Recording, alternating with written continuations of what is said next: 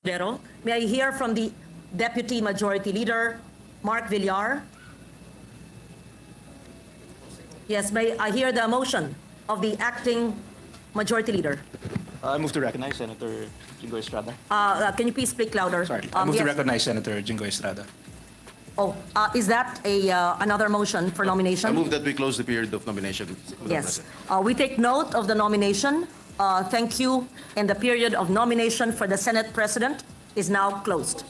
Hearing no objection, hearing none, the motion for nomination of the Senate President of the Philippine Senate is now closed.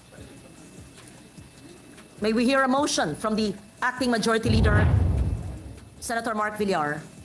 With the permission of Senator Villar, since there are no objections and there's only one candidate, I move that we elect Senator Escudero by acclamation and that the chair bang the gavel symboling that we elect Senator Escudero as our new Senate President. Thank you, Madam Chair. Any objections? Hearing none. The election of Senate President Francis Chis Escudero is hereby recognized. Congratulations, Senator Francis Chis Escudero.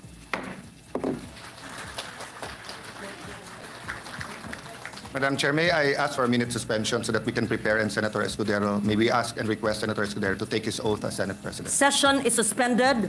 Just to remind the body, this representation has not yet tendered the resignation unless you want to keep me, but I have a prepared resignation as well. So I intend to go down and deliver my resignation as well, unless you want to keep me here.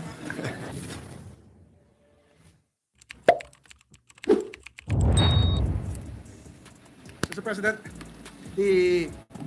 our colleague, the gentleman from Nueva Ecija, the Honorable Senator Robin Hood Padilla, is seeking the floor to deliver a manifestation, Mr. President. May he be recognized. Senator Padilla is recognized. Maraming salamat po, Ginoong Pangulo, at sa ating pong pinunong mayorya. Ito po ay point of inquiry lamang. Meron lamang po akong sanang gustong idulog sa kapulungan upang mabigyan po ng kaliwanagan. Ito po ay bunsod ng mga resolusyon na inihain ng inyong abang lingkod upang talakayin sa ilalim ng komiting aking pinamumunuan ang Public Information and Mass Media. Meron po akong serye ng mga resolusyon na nagmumungkahi po ng mga pagdinig patungkol sa mga mahalagang issue na sa aking paniniwala ay dapat nagkakaroon ng malawakang talakayan at information dissemination para sa ating mga kababayan. Ngunit sa kasamaang palad po, hindi po ito nare-refer sa Public Information and Mass Media o di kaya ay nagiging secondary committee lamang po ang sa amin. Hayaan po ninyong basahin ko ang Section 28, Rule 10 ng Rules of the Senate. Ito po ang jurisdiksyon ng committee. All matters relating to public information, mass communication, and broadcast services, the implementation of the provision of the Constitution regarding ownership and management of mass media and the advertising industry, the development and promotion of information technology, and all matters relating to the artistic standards and quality of the motion picture and television industry. Nais ko pong mabigyan linaw kung ano ang definisyon at limitasyon ng public information sa konteksto po ng mandato ng Committee on Public Information and Mass Media. Batid naman po natin ang napakahalagang papel ng pampublikong impormasyon pagdating sa pagtataguyod ng mabuting pamamahala o good governance. Critical po sa ating pamumuno na siguruhing nararamdaman ng ating mga kababayan ang mga programa at proyekto ng gobyerno tungkol sa mga importanteng paksa. Ngunit, paano po nila ito mararamdaman kung una pa lamang ay hindi naman nila naiintindihan ang ating mga ginagawa? Dahil po sa hindi malinaw na definisyon ng public information, nais ko po sanang maghain ng kaukulang amyenda sa tamang panahon tungkol sa jurisdiction ng Committee on Public Information and Mass Media. Yun lamang po, Ginoong Pangulo. Maraming salamat po. Maraming salamat, Senator Padilla. The Majority Leader wants to respond. Thank you, Mr. President. The manifestation of Senator Padilla will be referred to the Committee on Rules as appropriate. Mr. President, If I may add, sa pagkakalam ko po, Senator Padilla, sa pagkakausap ko rito sa ating sekretariat, yung mga iba po yung panukalang batas na inahin, katulad nung meron yata pinag-usapan tungkol sa balikatan, ay nararapat lang yata na i-refer sa pangunahing komite ng Committee on National Defense. At secondary committee lang po ang inyong komite, yung Committee on Public Information. Gayon din ang mga patungkol sa climate change.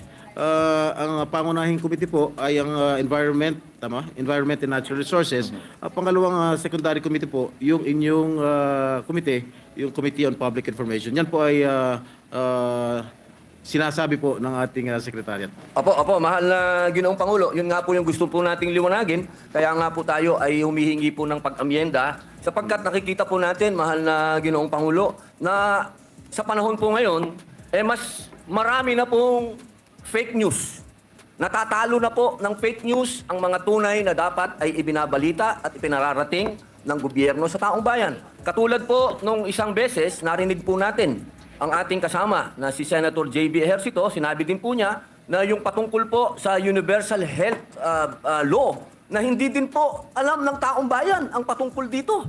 Nakakalungkot po yun, mahal na Ginoong Pangulo, na hindi po natin bibigyan ng bagong jurisdiction ang ating pong public information sapagkat sa ngayon po, mahal na Pangulo, umaasa na lang po ang taong bayan sa kung sino-sinong mga vlogger na nagsasalita sa social media, yun na po ang kanilang pinaniniwalaan. Ang hinihingi lang po natin, mahal na Ginoong Pangulo, na magkaroon po ng talakayan patungkol po dito sa mandato ng ating pong Komite ng Public Information. Yun lamang po, Ginoong Pangulo. Marami pong salamat po. Maraming salamat po, Mr. Senator Padilla. President. Mr. President, if I may, Mr. President. Senator Just a Villanueva. very short manifestation and in connection to the statements made by our distinguished colleague. I think it's about time, Mr. President, that we look into all this proliferation of fake news. I remember last Congress we filed a bill regarding anti-fake news bill. And I think it is important to note na kung ang impormasyon ay mali, mapatunayang mali, ngunit ang intensyon ay tama, Mr. President, madali mo ma-justify. But if it is clearly, Mr. President, trying or spreading lies, coming up with a totally absurd, ridiculous information, then dapat magkaroon ng pananagutan ang mga ito. Because, Mr. President, I commiserate with our colleague kasi I think lahat naman ho tayo na natatamaan ng mga kung sino-sinong vloggers or media outfits. Yung iba nga po, kahit mainstream, Mr. President, kahit mainstream, hindi naman natin sasabihin lahat, laging katotohanan yung kanilang sinasabi. But I'm just concerned, Mr. President, doon sa pananagutan, yung word na pananagutan. Kasi, for example, Mr. President, can you imagine a media outlet that would say, for example, Mr. President, natalo yung UST sa UAAP, kasalanan ni Joel Villanueva. But that's the headline, Mr. President. Bigyan ka ng mas malalim na topic, Mr. President, or I'm sorry for the word, mas bastos, Mr. President, para lang mag-clickbait, kunyari, Mr. President, and walang pananagutan, Mr. President.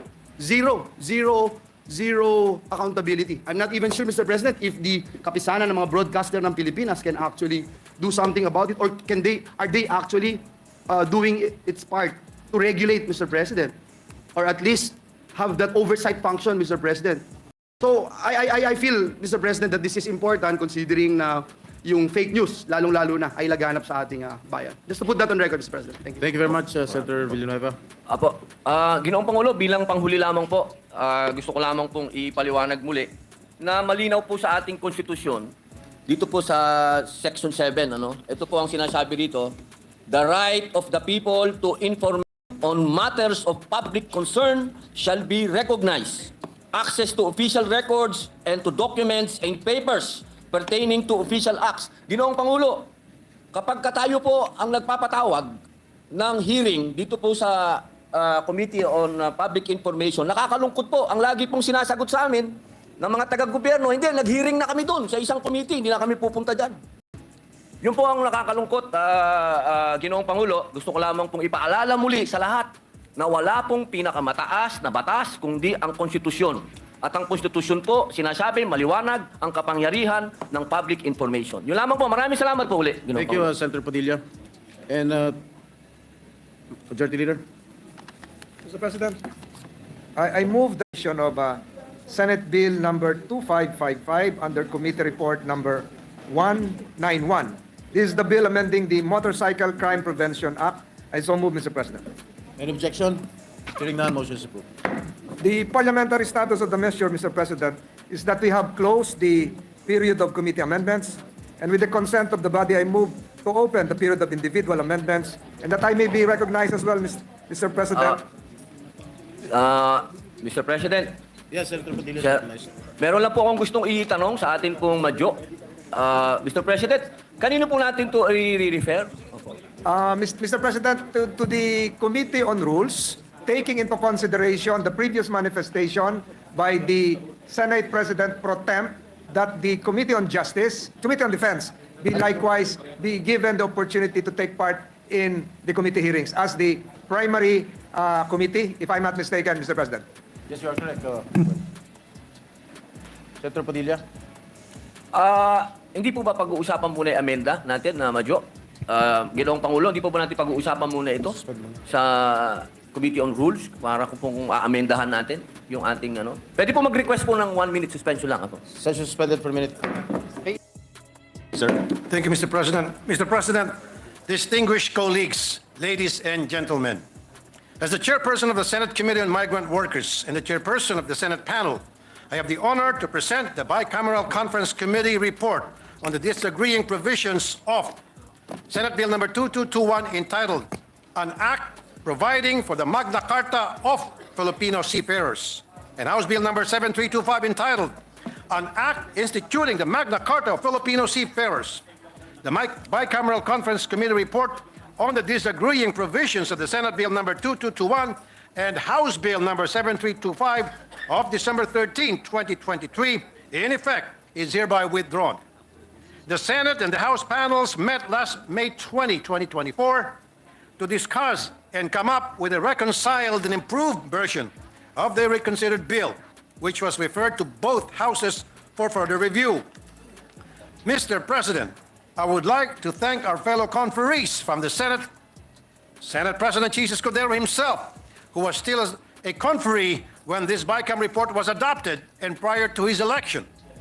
Senator Joel Villanueva, Senator Amy Marcos, Minority Leader Coco Pimentel, and Deputy Minority Floor Leader Risa Ontiveros, and our conferees from the House of Representatives, led by the new chairperson of the House Committee on Overseas Workers Affairs, Representative Jude Asidre, together with Representatives Marisa Del Mar Magsino, Sandro Gonzalez, Kaimer Adan Olaso, and Marlene Premicias Agabas as members of their collaborative effort and patience in order to come up with this bicameral report. Thus, it is my honor to report to this body, Mr. President, the following. Number one, the conferees agreed to adopt the reconsidered bill on the matter as the working draft, with the primary goal of addressing concerns regarding coverage of the bill. Number two, A Section 3, objectives was created. Number three, Section 4, coverage was amended to focus on Filipino seafarers on board ships, vessels plying international waters, added a provision to address the concerns of international ships governed by specific agreement, which reads as follows. For ships or vessels plying international waters but are governed by international treaties or agreements, the same shall be observed, and the pertinent agencies shall exercise regulatory provisions over the seafarers on board, subject to appropriate guidelines and conditions that may be issued by the Department of Transportation, Marina, DMW, DOLE, and other concerned agencies. Number four, a new Section 5, applicability of this act to domestic seafarers, was created to clarify which sectors are applicable to only to domestic seafarers. Number five, Section 6, definition of terms. New terms were defined. A, domestic maritime degree. B, international maritime degree. C, ladderization. D, seafarer, and excluded cadets in the definition. While the term employment contract was deleted, 6 on Section 7, right to just terms and conditions of work, clarified medical care for domestic and overseas seafarers. Number 7, on Section 9, right to educational advancement and training at reasonable and affordable cost, placed Marina ahead of CHED and NMP in development of GOD curriculum. Number 8, on Section 11, right to information of a seafarer's family or next of kin, clarified role of DMW and DOLE overseas and domestic seafarers, respectively. Number 9, on Section 12, right to safe passage and safe travel, change third countries to other countries. Number 10, Section 22, right to a fair medical assessment. 28, pre-employment medical examination, PEME, and 29, medical certificate, clarified medical needs of overseas and domestic seafarers. Number 11, on Section 30, training and qualifications, clarified the required training and qualifications for overseas and domestic seafarers upon the recommendation of Marina DOTR.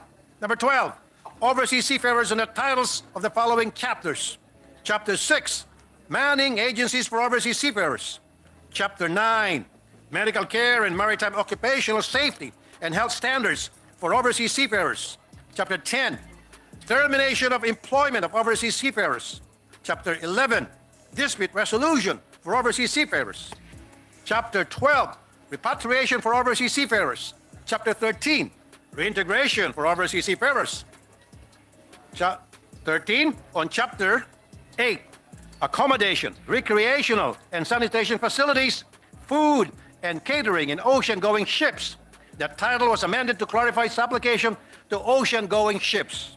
14, we removed all sections related to domestic Filipino seafarers except the section on rescue and converted it into a separate chapter, which now reads, Chapter 14, Emergency Rescue of Domestic Seafarers. 15, on Chapter 17, Green Lane for Overseas and Domestic Seafarers. We rewarded the title and revised the language. 16, under Chapter 18, Education and Training of Seafarers and Cadets. The jurisdiction of Marina over maritime education was clarified and roles itemized. And the section on Curriculum Committee was deleted. Number 17, on Section 57, a second paragraph was amended and a new third paragraph was added as proposed by the House panel and adopted by the Bicameral Conference Committee to read as follows. The third doctor's assessment shall strictly adhere to the schedule of disabilities as provided in the standard employment contract or the applicable collective bargaining agreement as warranted. The title of the section was also amended to read Determination of Disability, Grading, or Fitness to Work. 18. The Section 59 of the recalled bill was deleted as approved and adopted by the Bicameral Conference Committee.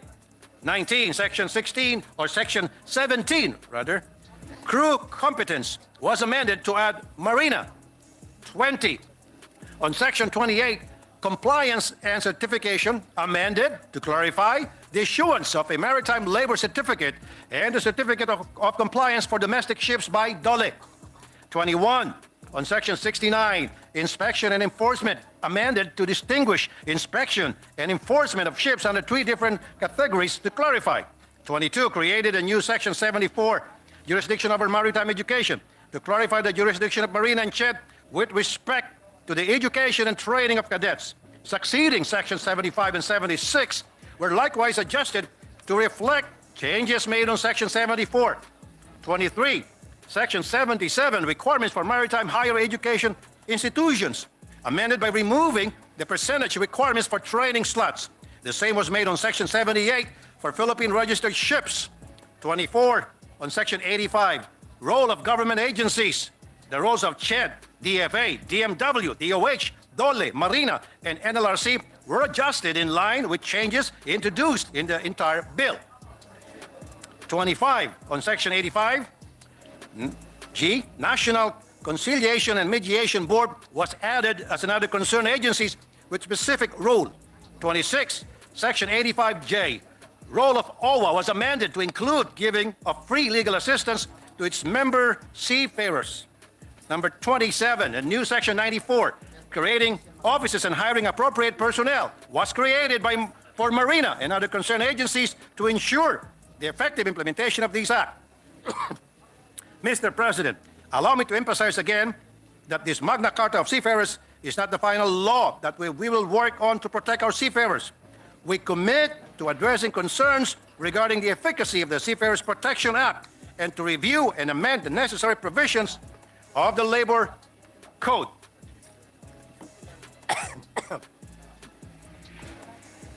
Especially on the rules of procedure for both NLRC and NCMB, such that appeals and judgment in maritime cases shall be more attuned to the pressing concerns of our seafarers and maritime stakeholders.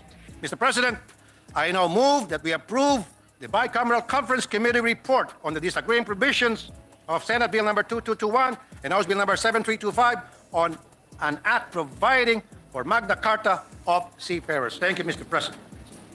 Is there any objection? Senator Villanueva is recognized. This is not an objection, Mr. President. May I just be allowed to make a very short manifestation, Mr. The President? gentleman may proceed. Thank you very much being part of this measure where we all of us work very, very hard.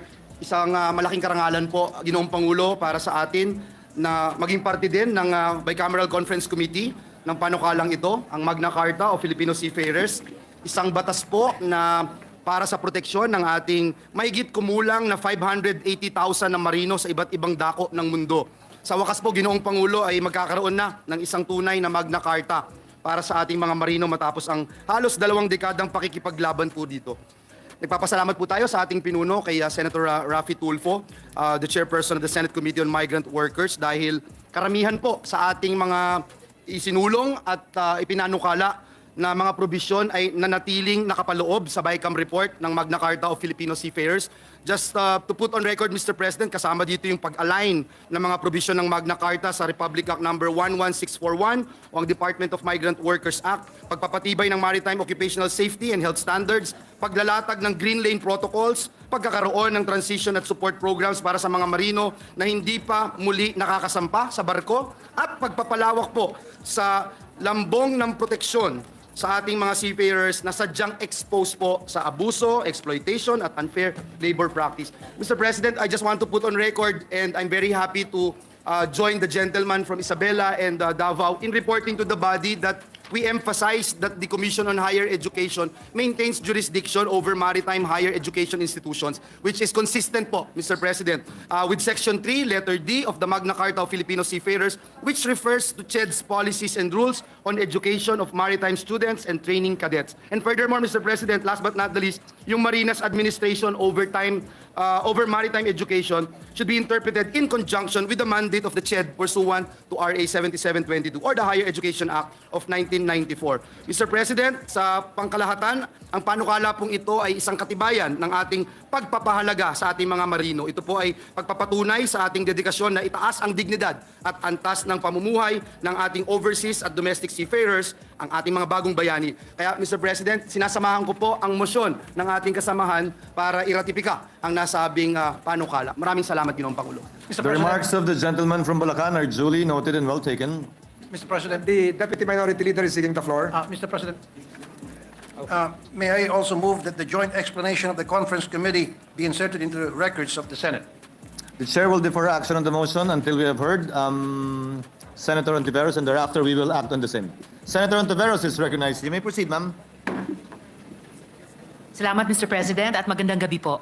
I would like to take this opportunity to thank you and to say thank you and to give credit where credit is due. Unang-una, salamat kay Chair Rafi Tulfo sa kanyang paninindigan at pagsisikap para maayos ang ilang issues tungkol sa bond. Alam ko sa puso niya, tulad ko, dapat ang Magna Carta of Seafarers should serve the interest of all Filipino seafarers. Salamat din sa aking Minority Leader, Senator Coco Pimentel, sa pagsuporta at sa pakikiisa sa tunay na diwa ng batas na ito, at kay Senator Joel Villanueva sa kanyang walang sawang suporta sa mga issues ng mga manggagawa, partikular sa mga marino, kay Comsec Alan at sa mga masisipag nating mga legis staff sa kanilang ambag at sakripisyo para mabuo ang Magna Carta of Seafarers. The Magna Carta of Seafarers is very close to my heart because every Filipino seafarer deserves greater protection from abuses and violations of their rights and welfare. This law is for every overseas Filipino worker, seafarer, who has been called a modern-day hero because of his or her economic contributions through remittances, and most importantly, because of their sacrifices in being homesick to give a comfortable life to their loved ones. Narinig namin kayo, mga kababayan. Hindi sapat na manatili lamang silang mga buhay na bayani habang sila ay nakikipagsapalaran at nagbabanat ng buto sa karagatan na walang sapat na batas na magtataguyod ng kanilang mga karapatan at proteksyon. At sa wakas, ngayon ay magiging isang ganap na batas na.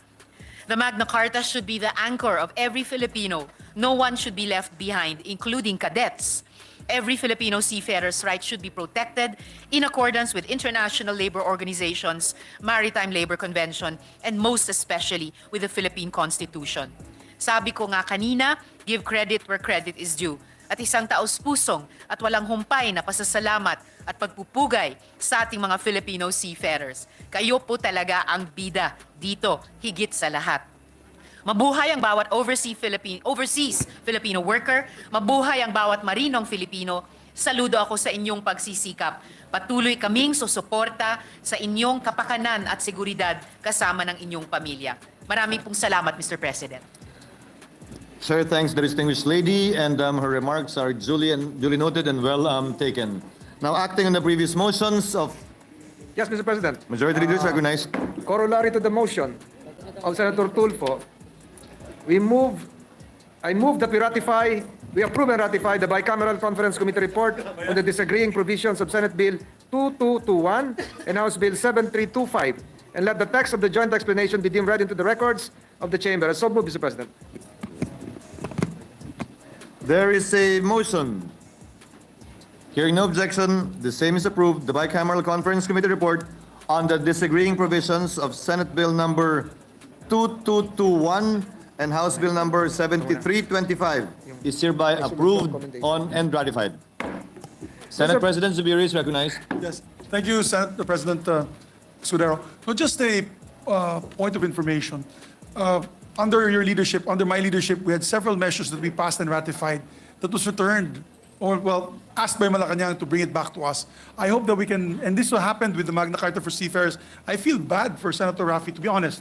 Kasi nasa Malacanang na tayo, pumunta tayo doon para pirmahan itong Magna Carta for Seafarers, only to be told 5 minutes before the signing that it was not going to be ratified, signed by the President, and to be returned to the Senate BICAM, or the Senate and House BICAM panel because of certain issues. I feel for our members here. For example, another one is the maritime law of Senator Tolentino, which again was requested by the Executive Secretary's office to be returned once again to the BICAM body of both houses. Just an information to help the new administration of the Senate President is maybe we can appeal to the PLLO to work with BICAM panels already, kasi kung may problema habang maaga pa lang, kasi hindi maganda tignan, rinatify natin, tapos diktahan tayo ng Malacanang. Usually, alam naman po natin yan, Senate President, usually pag pinadala natin dyan, it's usually signed or lapsed into law, or really if there's objectionable provisions, they will veto it. But if they can work with us, we appeal to Malacanang through the PLLO, if they can work with the Senate already as early as the Bicameral Conference Committee meetings, so that hindi na po natin kailangan ibalik dito sa Senado at sa Kongreso. So just a point of information, my dear Senate President, I'm sure Dong Mendoza is a good friend of ours. Maybe they can assign more people to make sure that the Bicameral Conference Committee, during the hearings of the Bicameral Conference Committee, they participate so that it doesn't have to be returned to the Senate in case there are questionable provisions by the Executive Department. So yun lamang po. Thank you, Mr. The President. point of information of Senate President Zubiri is well taken and noted. Thank you, Mr. President. If I may also, just to echo the sentiments of our former Senate President Zubiri, it's quite disheartening, Mr. President, and disappointing that in the past, if I'm not mistaken, 6 months, Mr. President, there are 3 measures, dalawa po enrolled bills na, Mr. President, pinabalik po sa atin. Pangalawa, yung isa po, katatapos lang ng bicameral Conference Committee report, ni-ratify po natin, pinabalik po ulit. So, ang question natin, Mr. President, is where's PLO all along, di ba? Kasi kung nababantayan po ito, at least, Mr. President, alam po natin, Mr. President, sabi nga po ni Senator Cayetano, imungkahi ko daw po sa mga batas, lagay din natin na no U-turn. Thank you, Mr. President. The remarks of the gentleman from Bulacan the remarks are well taken. And let copies of the statements they made be furnished to the PLLO, although I see him within hearing distance. Majority Leader is Mr. recognized. President, I move that we consider proposed Senate Resolution 1037. There is a motion. Hearing no objection, the same is approved. Secretary General is directed to read the title of the measure.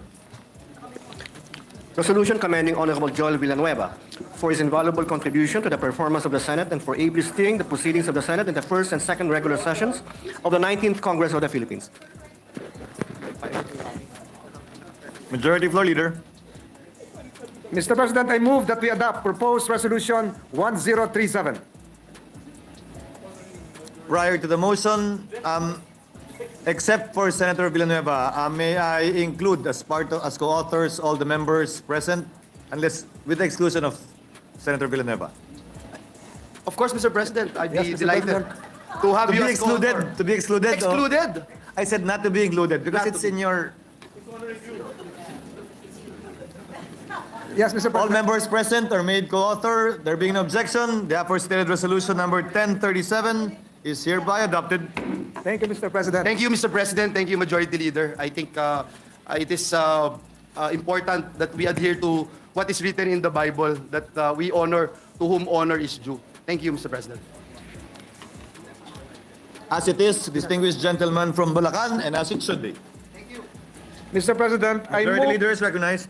Mr. President, I move that we now consider proposed Senate Resolution 1038, authored by this representation, Mr. President. There is a motion. Hearing none, Secretary General is directed to read the title of Senate Resolution number 38. Resolution commending the Honorable Loyal Legarda for exemplary performance as Senate President pro tempore during the first and second regular sessions of the 19th Congress of the Philippines. Majority Floor Leader. Yes, Mr. President, I move that we adopt proposed Senate Resolution 1038. Again, with the permission of members on the floor, with the exception of Senator Legarda, all members present are hereby made co-authors. There being no objection, Senate Resolution number 1038. 1038. And correction, errata, Mr. President, the principal sponsor here is our good Senate President pro tempore, Jinggoy Estrada. Senate Resolution number 1038 is hereby adopted. Mr. President, I move that we consider proposed Senate Resolution number 1036. Mr. President. There is a motion. Hearing no objection, Secretary General is directed to read the title of the measure. Resolution commending the Honorable Juan Miguel Migues F. Zubiri for his excellent performance and outstanding leadership as Senate President during the first and second regular sessions of the 19th Congress of the Philippines. Majority Leader. Mr. President, I move that we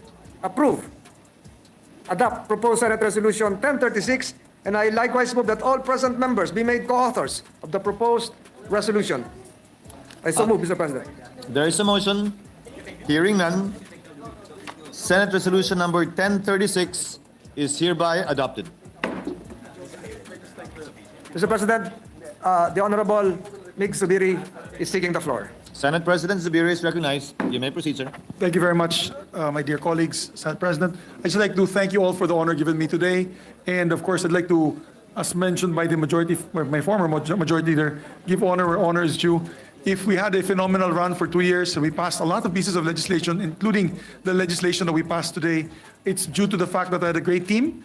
And I'd like to thank Senate President Pro Temp Lauren Legarda for being the Senate President Pro Temp. And of course, the hardworking, indefatigable Majority Floor Leader, the life of the plenary, no other than Majority Floor Leader Joel Villanueva, and to all the chairmen that we were working with at the time, together with the Secretary at the time. So happy that you retained Mr. Senate President, the Secretary Ray Bantog, the Legis staff, and all the Secretariat.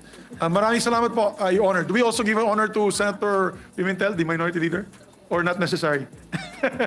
He's not ending his term yet. Yes. So maraming salamat po, Senate President Escudero.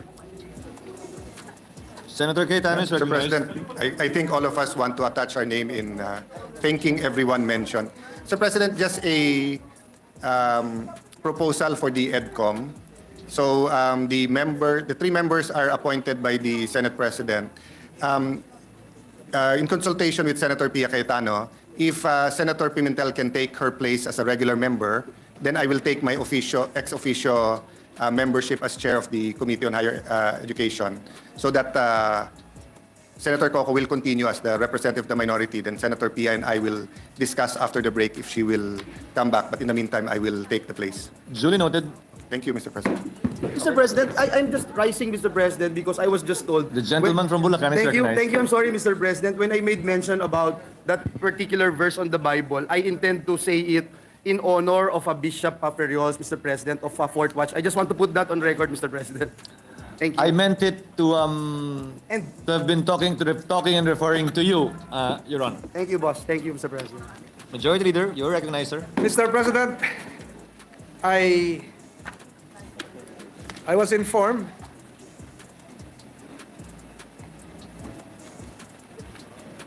that germane to the manifestation made by the former Majority Leader, that there is a proposed Senate Resolution 1035.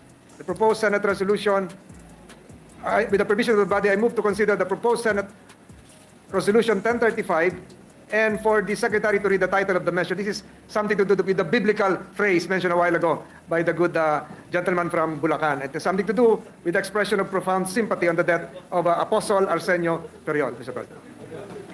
There is a motion. Hearing no objection, same is hereby approved. Secretary is directed to read the title of Senate Resolution number 1035. Resolution expressing the profound sympathy and sincere condolences of the Senate on the death of Apostle Arsenio T. Ferol, founder of the Pentecostal Missionary Church of Christ, Fourth Watch. Majority Leader. Mr. President, to sponsor the measure, may we recognize Senator Joel Villanueva to deliver his sponsorship speech.